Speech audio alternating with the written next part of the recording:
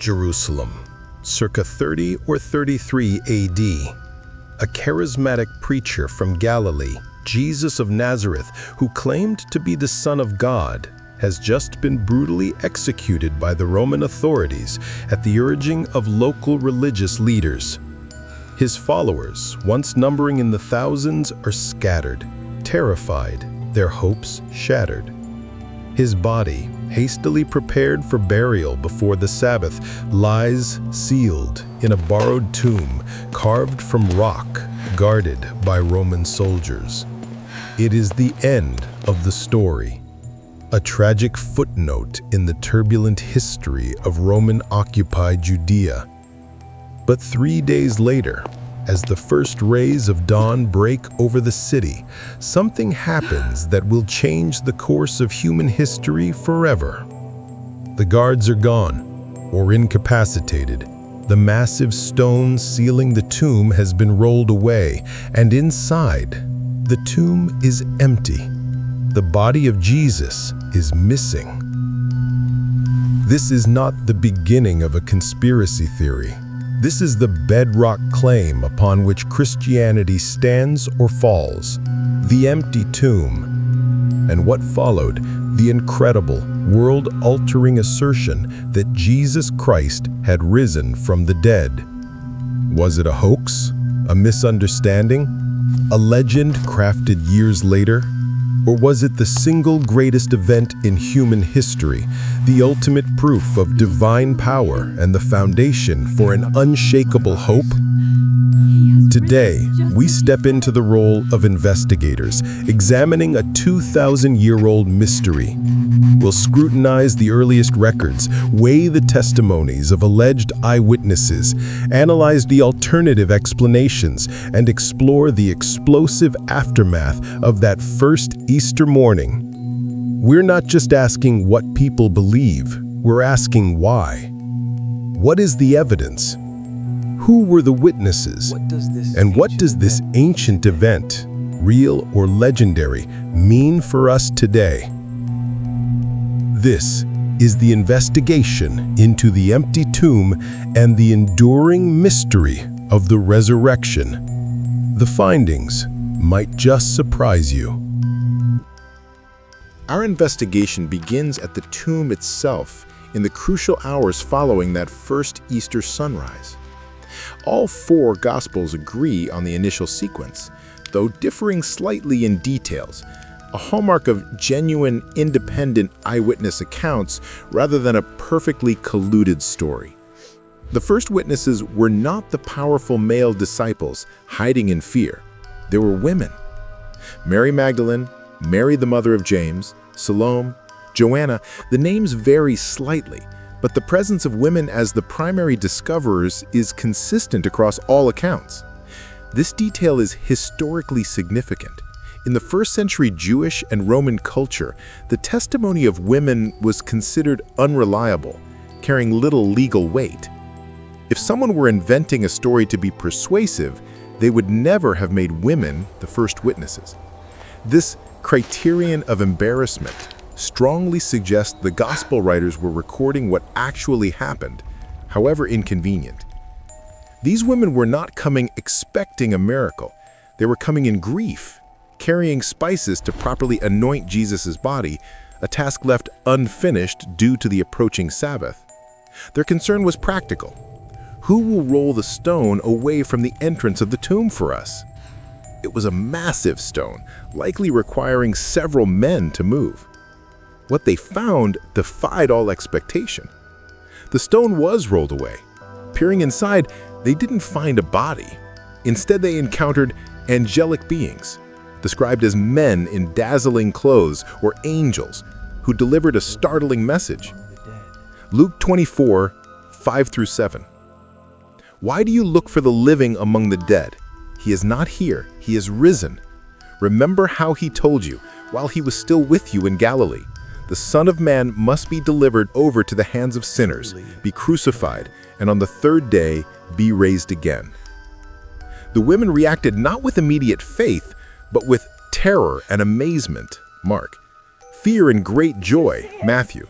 running to tell the disciples, who initially dismissed their story as nonsense or an idle tale.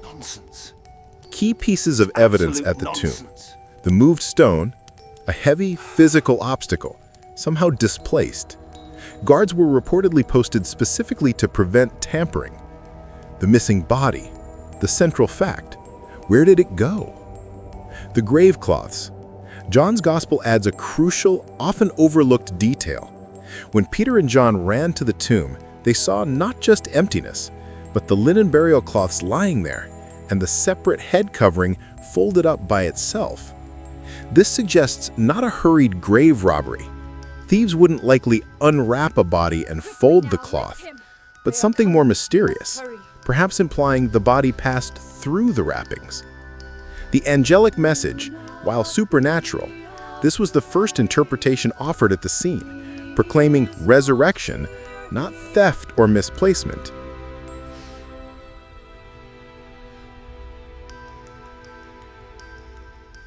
Naturally, alternative explanations for the empty tomb arose almost immediately and continue to be debated. Let's examine the most common counter-theories through the lens of historical plausibility. Theory 1.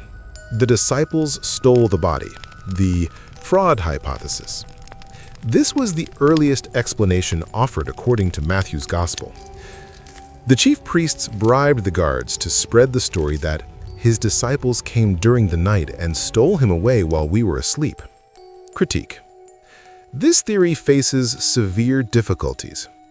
Psychological implausibility. The disciples were depicted as utterly demoralized, terrified, and hiding after the crucifixion. They lacked the courage, motivation, and means to overpower a Roman guard, even sleeping ones, and steal a body, risking their lives for what they knew was a lie. The guards. Falling asleep on duty was a capital offense for Roman soldiers. The idea of all of them sleeping soundly enough for a clandestine operation seems unlikely. Matthew's account of the bribe itself suggests the authorities knew something unusual had happened: the transformation. Most critically, this theory cannot explain the disciples' subsequent radical transformation into bold proclaimers willing to suffer and die for their belief in the resurrection. People don't typically become martyrs for a known hoax they themselves perpetrated. The grave cloths. It doesn't easily explain the neatly left behind grave cloths described by John. Theory 2. The authorities, Jewish or Roman, stole or moved the body. This suggests the religious leaders or Roman officials removed the body to prevent veneration or claims of resurrection. Critique. This makes even less sense than the disciples stealing it. Motive contradiction. If the authorities had the body, the easiest way to crush the burgeoning Christian movement in its infancy would have been to produce the corpse. The fact that they never did and instead resorted to persecuting the apostles for preaching the resurrection strongly implies they didn't have the body. Why move it? What purpose would moving the body serve? It would only fuel rumors if the tomb was found empty. The bribe. Matthew's account shows the authorities actively promoting the disciples stole it story, which they wouldn't need to do if they had moved the body themselves. Theory 4. The wrong tomb. This theory posits that the women, in their grief and the dim morning light, simply went to the wrong tomb, found an empty one, and mistakenly assumed Jesus had risen. Critique. Multiple witnesses. All accounts involved multiple women. It seems unlikely all of them would forget the location after just a day and a half, especially given the distinctiveness of Joseph of Arimathea's new tomb. Peter and John. Peter and John also ran to the tomb and found it empty. Did they go to the wrong one too? The authorities' role. If it was simply the wrong tomb, the authorities could have easily pointed to the correct tomb, still containing Jesus' body, and ended the resurrection claims immediately. Their failure to do so is telling. Joseph of Arimathea. The owner of the tomb was a known figure, a member of the Sanhedrin. The location would not have been obscure. Theory 4. The swoon theory. Popularized in the 18th and 19th centuries, this theory suggests Jesus didn't actually die on the cross, but merely swooned from exhaustion and blood loss. He was mistaken for dead, placed in the cool tomb, revived, somehow pushed away the massive stone, evaded the guards, and appeared to his disciples, convincing him he had conquered death. Critique. This theory is widely rejected by modern historians and even medical experts as utterly implausible. Roman execution methods. Roman soldiers were brutally efficient executioners. Death by crucifixion was a certainty due to asphyxiation, blood loss, and shock, often hastened by leg breaking. John's Gospel specifically mentions the spear thrust into Jesus' side, bringing a flow of blood and water, often interpreted medically as indicating piercing of the pericardial sac, confirming death. Surviving the tomb. Even if Jesus had miraculously survived the cross, could a severely wounded, weakened man, wrapped tightly in burial cloths, push away a multi-ton stone from the inside, overpower armed guards, and then walk miles to appear vibrant and victorious, not bleeding and near death, to his disciples, convincing him he had conquered death? It seems far more likely they would have pitied him and tried to nurse him back to health. While naturalistic explanations must be considered, each of the common counter-theories struggles significantly to account for the combination of known facts: the heavily guarded tomb, the massive stone, the missing grave cloths, the inaction of the authorities, and, most importantly, the subsequent behavior of the disciples. The simplest explanation, however astonishing, begins to look surprisingly robust. The tomb was empty because Jesus had indeed risen. But the empty tomb is only the beginning of the evidence. The empty tomb created a question. The alleged appearances of the resurrected Jesus provided the answer, transforming bewildered disciples into bold witnesses. The New Testament records numerous distinct appearances over a period of 40 days to different people in different locations and under different circumstances. This wasn't a single ambiguous event, it was a series of encounters. Let's examine the key reported appearances, primarily documented in the Gospels and Paul's first letter to the Corinthians, written remarkably early, within 20 to 25 years of the events. To Mary Magdalene, John 20, Mark 16, often described as the first appearance, an intimate encounter near the tomb where Jesus calls her by name. To the other women, Matthew 28, as the women fled the tomb, Jesus met them and they clasped his feet and worshipped him. To Peter, Cephas, Luke 24:34, 1 Corinthians 15:5. Mentioned specifically by Paul and Luke as a crucial early appearance to the leader of the apostles, perhaps for personal restoration after his denial. The details aren't given, suggesting its personal nature. To two disciples on the road to Emmaus, Luke 24, a lengthy, detailed account of Jesus walking and talking with two disciples for hours, explaining the scriptures before revealing himself in the breaking of bread. This highlights a physical, interactive presence. To 10 disciples in the upper room, Thomas absent, Luke 24, John 20. Jesus suddenly appears among them behind locked doors, showing them his hands and side, offering peace and commissioning them. He eats in their presence to prove he isn't a ghost. To the disciples, including Thomas, John 20. A week later, Jesus appears again specifically for Thomas, who had doubted. Jesus invites Thomas to touch his wounds, leading to Thomas's powerful confession, "My Lord and my God." This addresses doubt directly.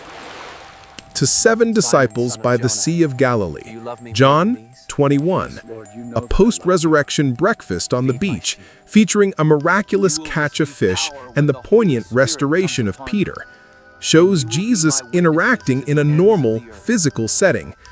to the 11 disciples on a mountain in Galilee. Matthew 28, the Great Commission, where Jesus commands them to make disciples of all nations, an appearance focused on mission and authority. To more than 500 brothers and sisters at once. 1 Corinthians 15:6. Paul mentions this mass appearance, stating that most of these witnesses were still alive when he wrote his letter around 55 AD. This acts as an open invitation for his readers to verify the claim by speaking to living eyewitnesses, a bold move if the event never happened. To James, Jesus' half-brother, 1 Corinthians 15:7. James was initially skeptical during Jesus' earthly ministry. His transformation into a key leader of the Jerusalem church is powerful evidence, often attributed to a personal post-resurrection appearance. To all the apostles, 1 Corinthians 15:7, Acts 1:3-9, likely refers to final instructions before the ascension. To Paul, Saul of Tarsus, Acts 9, 1 Corinthians 15:8. Paul includes his own dramatic encounter on the Damascus Road as the final resurrection appearance, transforming him from Christianity's fiercest persecutor into its most influential apostle. Perhaps the most powerful circumstantial evidence for the resurrection is not the empty tomb or even the appearance accounts themselves, but the undeniable, radical, and permanent transformation of Jesus' closest followers. Consider their state immediately after the crucifixion. Terrified, they had abandoned Jesus during his arrest.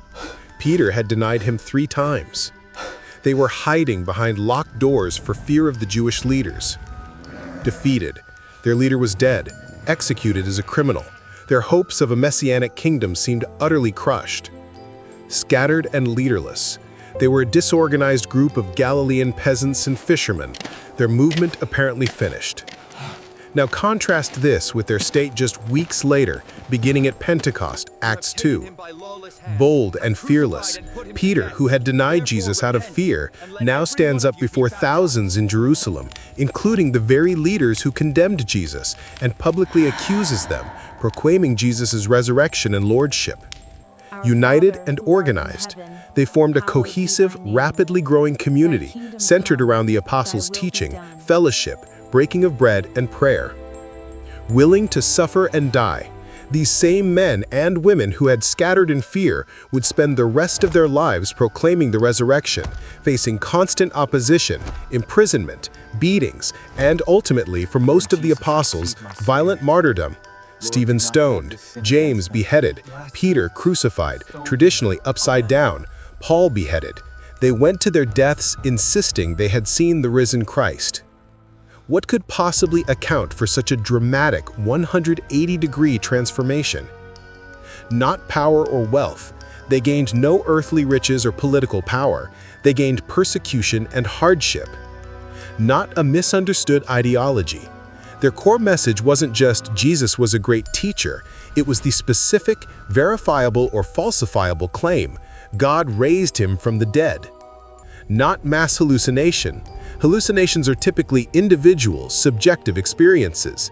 The idea of hundreds of people hallucinating the same thing simultaneously, including physical interactions like eating, defies psychological explanation. Historian N.T. Wright argues forcefully that the only plausible explanation for the disciples' transformation and the subsequent explosion of the Christian movement is that they genuinely believed they had encountered the risen Jesus. They weren't preaching a philosophy they hoped was true. They were proclaiming an event they were convinced they had witnessed. People might die for a lie they think is true, but the apostles were in the position to know if they had faked the resurrection or were merely hallucinating. Their willingness to suffer and die for their testimony is powerful evidence of their sincere conviction. The birth and astonishing growth of the early church centered entirely on the proclamation of a bodily resurrection in the very city where Jesus was executed and buried is a historical phenomenon that demands an adequate explanation. The resurrection, if true, provides that explanation. provides the adequate explanation. Beyond the core evidence of the empty tomb, appearances, and transformed disciples, other historical ripples lend circumstantial weight to the resurrection claim. The existence of the church, the very fact that a movement based on a crucified Messiah, a concept utterly scandalous to Jews, accursed death, and foolishness to Gentiles, a dying God, not only survived but exploded across the Roman Empire within decades is historically remarkable. Something powerful must have fueled it. The change in worship day. Jewish believers who had revered the seventh-day Sabbath for millennia abruptly shifted their primary day of corporate worship to Sunday, the first day of the week. The overwhelming consensus is that this shift occurred very early, specifically to commemorate the day of the Lord's resurrection. This radical break with sacred tradition requires a monumental catalyst. The conversion of skeptics, the transformations of James, Jesus' own half-brother who initially didn't believe, into the leader of the Jerusalem church, and Saul of Tarsus, Paul, the movement's fiercest persecutor, into its greatest champion, are difficult to explain without the personal encounters with the risen Christ they both claimed. Why would they abandon their previous lives and embrace suffering for a movement they once opposed, unless something utterly convincing happened? Brief non-Christian mentions. While not detailing the resurrection itself, early non-Christian Roman historians like Tacitus, writing around 116 AD, mention Christus, his execution under Pontius Pilate, and the mischievous superstition, Christianity, that spread rapidly despite persecution. The Jewish historian Josephus, writing around 93 AD, also has passages mentioning Jesus, although the authenticity and extent of later Christian additions to his text are debated by scholars. These brief external references help corroborate the basic historical framework. Jesus existed, was executed, and his followers rapidly formed a controversial movement. While none of these clues proves the resurrection in isolation, they form part of a cumulative case, showing the widespread and transformative impact of the events reported by the first disciples.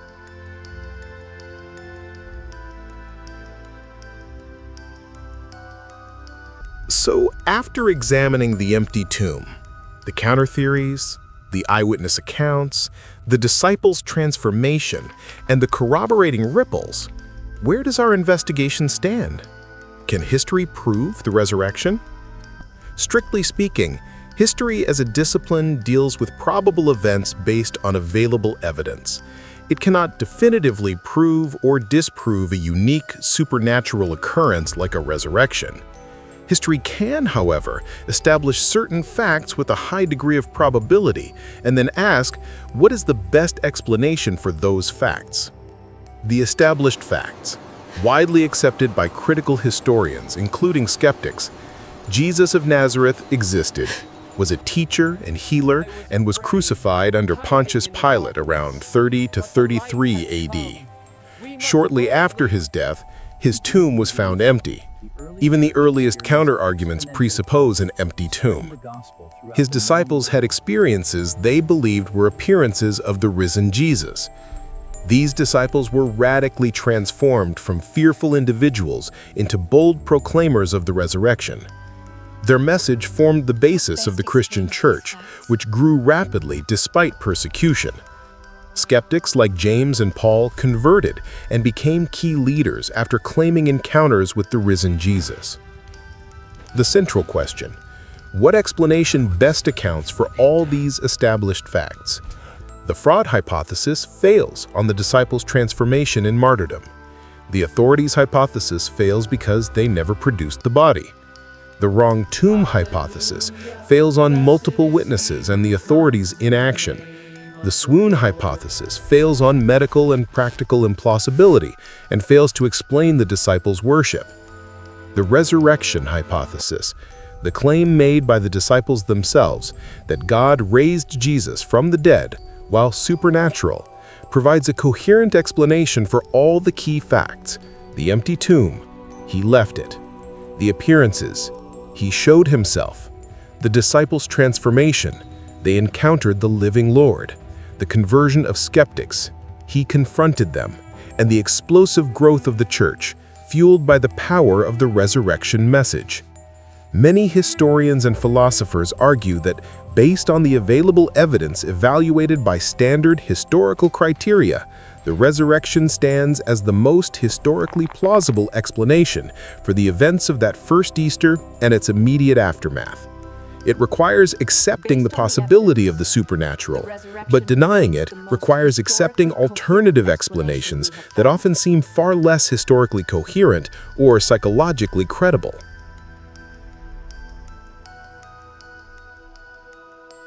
The mystery of the empty tomb and the accounts of the resurrection present a historical puzzle that continues to fascinate and challenge. The evidence, when examined objectively, builds a compelling, though ultimately faith-requiring, case for the event that lies at the heart of Christianity. But the significance of the resurrection transcends mere historical debate. If true, it is not just a past event, it is a present reality with profound implications for every human being. The value, the lesson, the hope. The empty tomb is more than just an absence of a body. It is the ultimate symbol of hope. Victory over death. The resurrection declares that death is not the end. Jesus' victory over the grave is presented as the first fruits, the guarantee of a future resurrection for all who believe in him. This offers an answer to humanity's deepest fear and longing.